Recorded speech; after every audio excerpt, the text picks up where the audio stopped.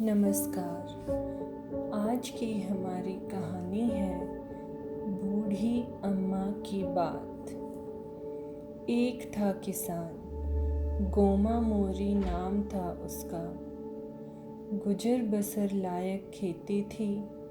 एक गाय, एक जोड़ी बैल, 20 बकरियां थी। छोटा सा घर के सामने पशु बांधने का बाड़ा। 3 साल से वर्षा बहुत कम हुई थी। न फसलें हुई थी न चारा। इस वर्ष भी आषाढ़ सूखा ही रह गया।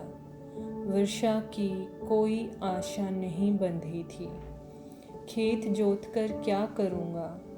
गोमा ने एक लंबी सांस छोड़ी और मन ही मन सोचा। वह बैलों को हाँकते हुए वापस घर की ओर चल पड़ा। अगले दिन गोमा बड़े सवेरे सोकर उठा। गाय, बैल व बकरियों को बाड़े से निकाला। उसकी पत्नी बकरियों को घेर कर उन्हें चराने चली गई।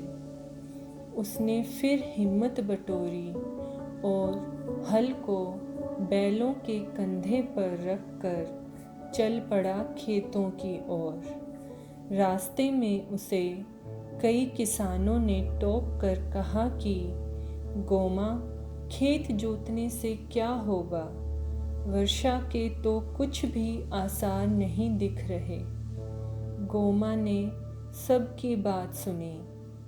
कई बार उसका मन डांवाडोल भी हुआ।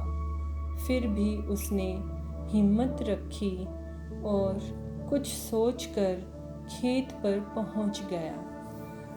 उसने आकाश की ओर देखा। सूरज आग के गोले की तरह जल रहा था। उसने धरती को भी निहारा। खेतों में गहरी और चौड़ी दरारें पड़ गई थी। वह बैलों को देखकर उनकी दशा से भी चिंतित था। भूख प्यास सहन करते करते वे बहुत दुबले हो गए थे। वह थोड़ा निराश भी हुआ। उसे बैलों की दशा पर दया हो आई। उसने फिर एक लंबी सांस छोड़ी और खेत की मेड़ पर एक वृक्ष के नीचे बैठकर सोचने लगा। क्या करे वह? खेत जोते या उसे यूं ही पड़ा रहने दे? वह सोचता रहा। थोड़ी देर बाद वह उठा और दुखी मन से बैलों को हाँक कर घर की राह पकड़ ली।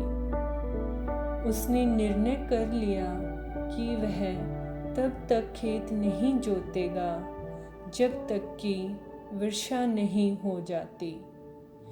धूप काफ़ी तेज थी।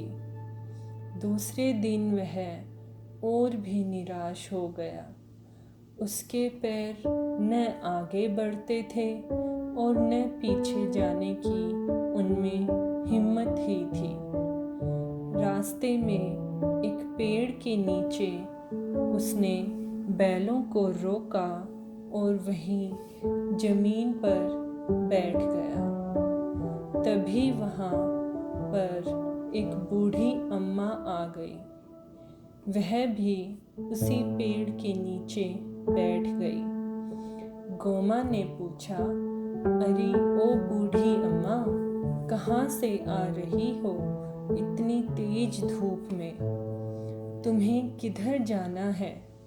बूढ़ी अम्मा ने कहा, मैं तो अपनी नातिन से मिलने पास के गांव जा रही हूँ, लेकिन तुम इस समय यहाँ क्या कर रहे हो?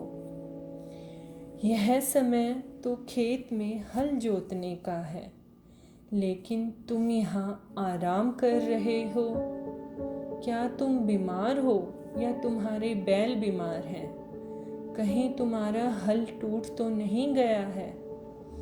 गोमा बोला, नहीं अम्मा, ना तो मैं बीमार हूँ और ना ही मेरे बैल बीमार हैं। मेरा हल भी नहीं टूटा है, टूटी है तो मेरी हिम्मत।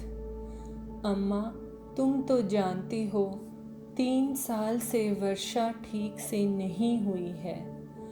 इस वर्ष भी यही हाल है। खेत जोतकर क्या करूं?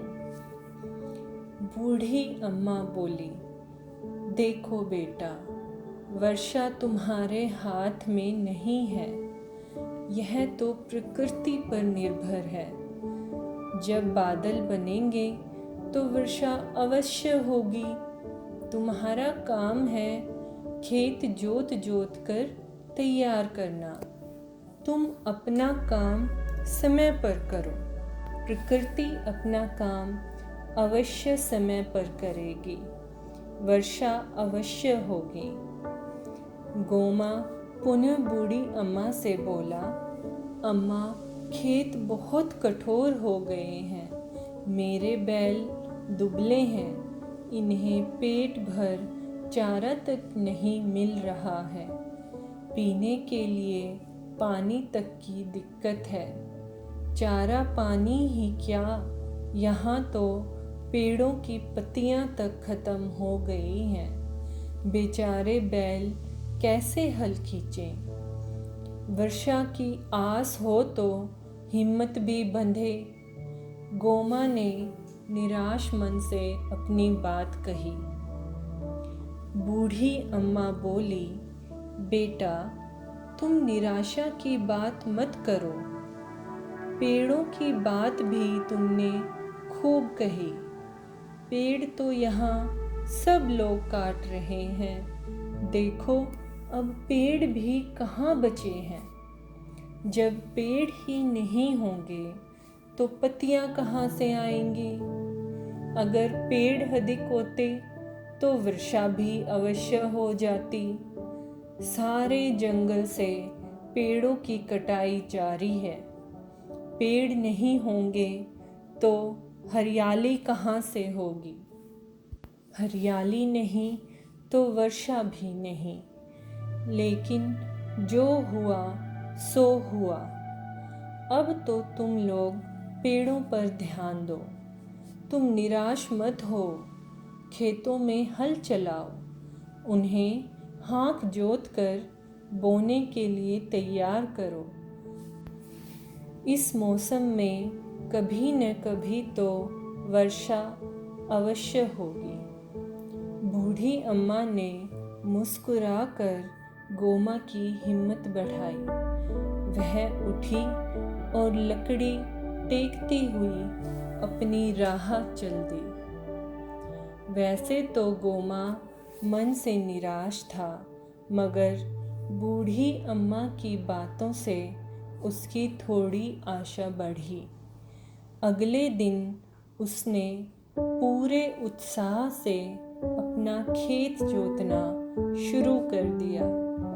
उसने लगातार 4 दिन तक हल चलाया। खेत खूब अच्छी तरह तैयार हो गए। गोमा अपना काम पूरा करके बहुत प्रसन्न था।